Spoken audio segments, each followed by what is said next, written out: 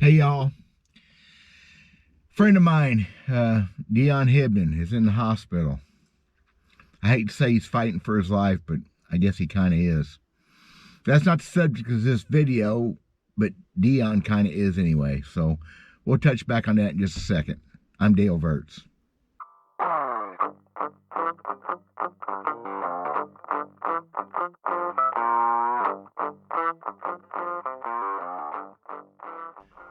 So Dion got down the other day. A lot of people have this upper respiratory thing around here. It seems like, I think it's probably pollution. It's probably our environment. There you go, Randy. Fluid on the lungs. Went to the hospital, sent him home with oxygen. Took a turn for the worse, went back. His kidneys started shutting down, and that's where he's at. I tried to visit with him yesterday. He was asleep.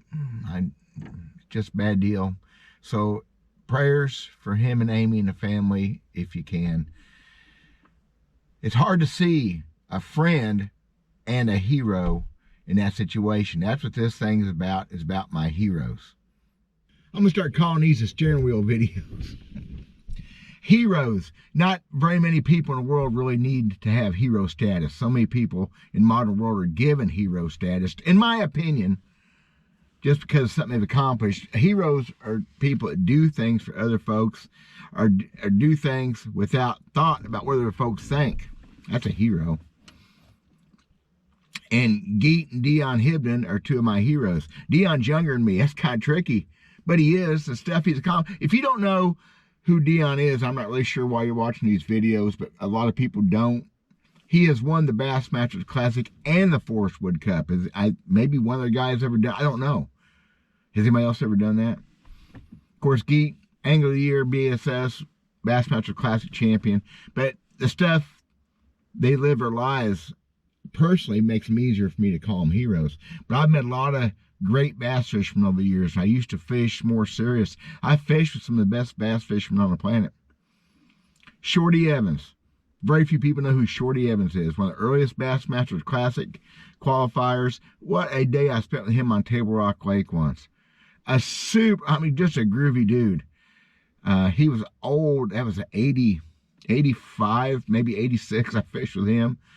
I fished with several like that. I mentioned some names the other day in that Randy Blockett video. Harold Allen, one of the coolest dudes I ever met. Never made it to the very top. Never won the Classic or Angler of the Year. So many guys like that. Ricky Green. The names just will come out and go on and on. Plus our local Ozark heroes. Every region has their local dudes. We had Jerry McCutcheon and Jamie Edge at one time. The two toughest team guys on the planet. And just good dudes. And now I'm wandering, rambling. I think fishing history is important. The first couple generations of B.A.S.S, the 70s and into the mid to late 80s. After that, it kind of becomes a wash. Or maybe that's me and my age.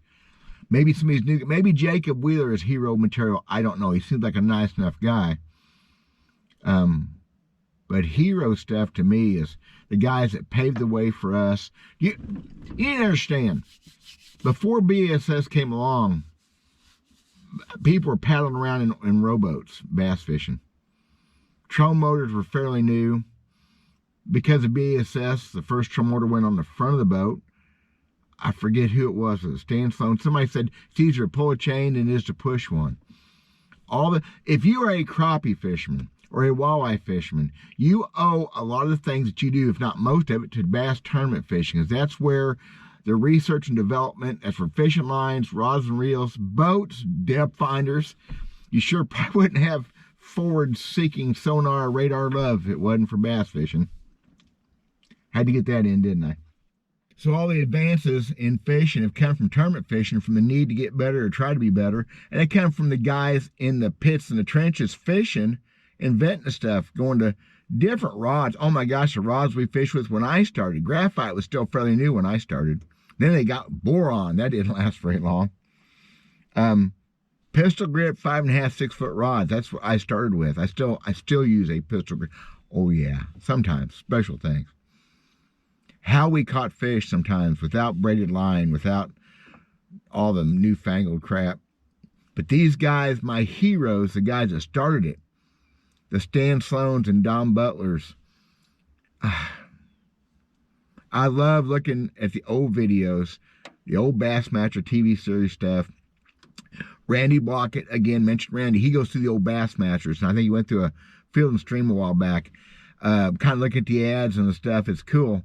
I threw all my Bassmasters away. When I quit tournament fishing, I was a little bit, not hateful, but I was burnt out.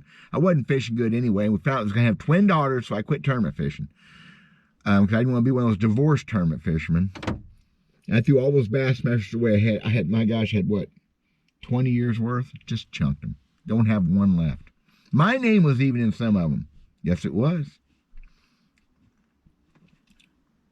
History, though, was so cool. And once you've lived history, a 25-year-old, when I was 25, I could care less about history. I agree.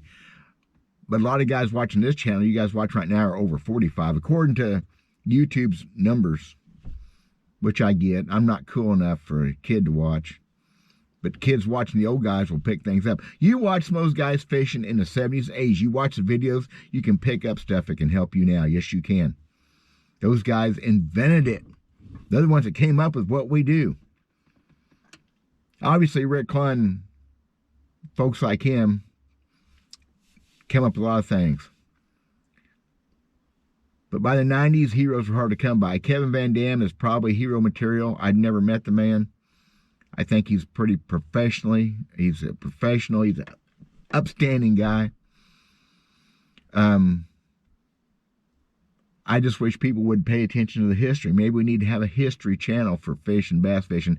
Even fishing across the board, Babe Winkleman and all that stuff back through the days. All these guys that did their best to teach folks, to bring things out, to help the industry. And they're forgotten. Years ago, I worked in a boat shop. I sold boats, worked on boats, sold sporting goods down here at Lake the Ozarks. Still to this day, that's where I go for my stuff. And it was about 2002. I had been fishing for a couple of years. And a guy comes in to have his boat worked on. He's fishing a tournament. And I don't know why, somehow the subject turned to Guido Hibden. If you knew Guido very well, you didn't call him Guido. The only guy I ever knew that still called him Guido after being friends with him was Rick Clunn, because Rick is way too polite. Geet. This guy never heard of him. What? Never heard of him. Had heard of Dion, kinda. Geet was still fishing at this time. And still no history. No involvement in the sport other than paying entry fee and chunking a bait out. And maybe it's just I'm beating a moot point, but I think it's important. I think you can learn that from the past mistakes, saying to make your future better. If you could watch, there's videos on YouTube that show the Bassmasters Classic all the way back to the first one. Watch that first one, 1971. Watch Bobby Murray, who I've met. Bobby Murray is a tremendous teacher, a tremendous student of the game, a great guy. Watch some of that stuff. It's ignorant how you watch what they're doing. Something like a guy fishing a pond bank somewhere right now, or worse. They got better tackle now.